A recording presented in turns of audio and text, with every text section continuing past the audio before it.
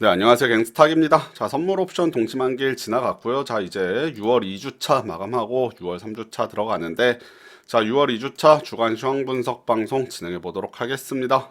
자, 이번 주 주요 이슈 좀 살펴보도록 할게요. 이번 주는 좀 좋았던 이슈가 별로 없다라고 보이는데, 자, 미국 먼저 보면 미국 고용 지표가 상당히 악화됐습니다. 비농업 부문 신규 취업자 수가 급감했습니다. 7만 5천 명이 나왔고요. 한 18만 명 정도 예상이 됐었는데, 예상치를 훨씬 하회하는 고용 지표 악화돼서 발표됐고, 자, 실업수당 청구 건수 늘어났습니다. 실업자 수가 늘어났다는 얘기죠. 실업수당 청구 건수도 시장의 예상치를 상회하는 결과 나오면서, 자, 미국 고용 지표 상당히 악화되고 있다, 이런 소식이 있습니다.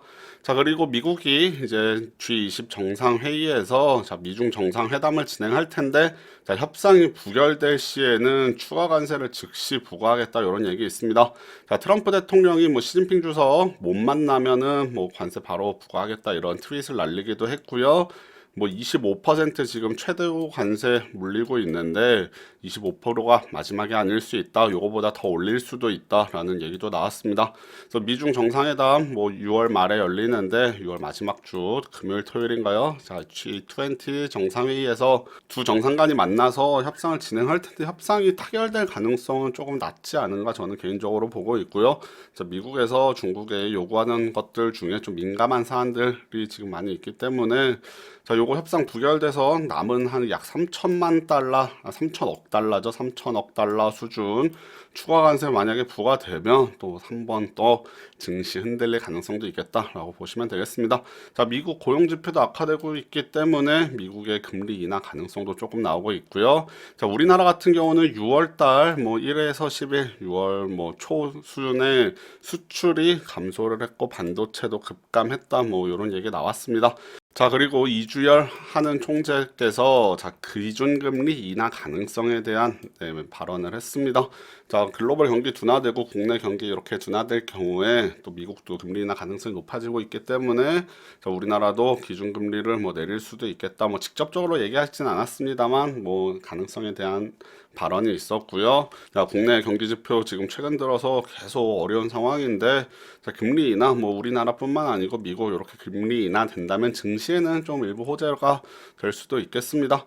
자, 그 외에 뭐 트럼프 대통령이 김정은 위원장으로부터 뭐 친서를 받았다, 뭐 이런 얘기 뉴스도 있었습니다. 자, 다음 주에 주목해 볼 만한 이슈로는 6월 18일, 19일 양일간 열리는 FOMC 요거 주목해 봐야 되는데요. 기준금리 인하 가능성은 조금 낮아 보입니다. 기준금리 인하를 바로 하지는 않을 것 같은데 그래도 지금 미국이 기준금리 인하 가능성이 상당히 높아지고 있기 때문에 자, 이번 FOMC 끝나고 나서 어떤 메시지들 나오는지 이거 상당히 주목해 봐야겠고 지금 시장에서는 뭐 9월이나 12월 또는 뭐 11월, 12월 이렇게 두 차례에 걸쳐서 미국이 기준금리 인하할 것이다 라는 얘기도 나오고 있는데 지금 제 개인적인 생각으로는 뭐 두 차례는 모르겠고 그래도 경기지표 좀 봐야겠지만 12월 정도에 한 차례 정도는 기준금리 인하 가능성이 있지 않은가 자, 이렇게 보고 있고요. 자, 원달러 환율 이번 주에 소폭 올랐네요. 최근 들어서 1185원대에서 좀 공방을 펼치고 있습니다. 자, 국내 주식시장 한번 보면 지난주에 이어서 이번 주도 양시장 상승했습니다. 코스피, 코스닥 양시장 모두 상승했는데 자, 코스피는 1% 조금 넘게 1.1% 네, 상승했고요. 자, 지난주 코스닥 상당히 강했는데 이번 주 뭐 지난주만큼 오르진 못했지만 그래도 마찬가지로 상승했습니다. 자, 1% 조금 안 되는 약 6포인트 정도 상승했고요. 자, 선물 옵션 동시 만기일 날 뭐 시장 변동성 상당히 크게 나왔습니다. 내마녀의 날이라고 불리는 날인데 자, 지난 목요일이었죠. 초반에 지수 외국인이 쭉 매도하면서 지수 크게 밀더니 자 11시 뭐 오후 들어서 지수 좀 반등해 놓고 실제로 보면 뭐 하루로 봤을 때는 낙폭이 그렇게 컸던 하루는 아니다 하지만 시장 변동성 자체가 장중에 많이 나왔다. 자, 이런 내용까지 주식시장 짚어봤습니다. 자, 그러면 주식시장 차트 간단히 보면서 조금 더 설명드려 보도록 할게요. 자, 코스피 차트 보도록 하겠습니다. 일봉 차트인데 제가 5월 말 계속 말씀드렸었는데 5월 말부터 해서 그래도 2000 한 40선 정도에서 지수 지금 빠르게 올라가면서 2100선 넘어갔다가 지금 2100 살짝 이탈해 있는 2095포인트 정도 머물고 있고요.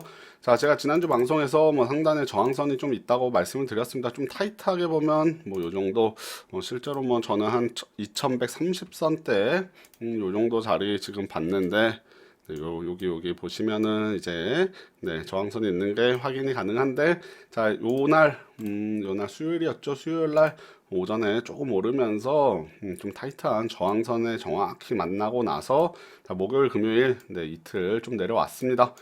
전체적으로 보시면은 뭐 목요일 날 장중에 뭐 1% 이상 1.2%까지 빠지기도 했으나 다시 1%쭉 올려놓으면서 종가 밑에 꼬리 달고 아래 꼬리 달고 이렇게 올라왔고요.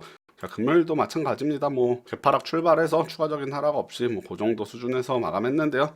밑에서 이렇게 지수가 좀 밀릴 때는 네, 일부 저가 매수세가 계속 들어오면서 시장을 조금 받치고 있다라고 보시면 되겠습니다.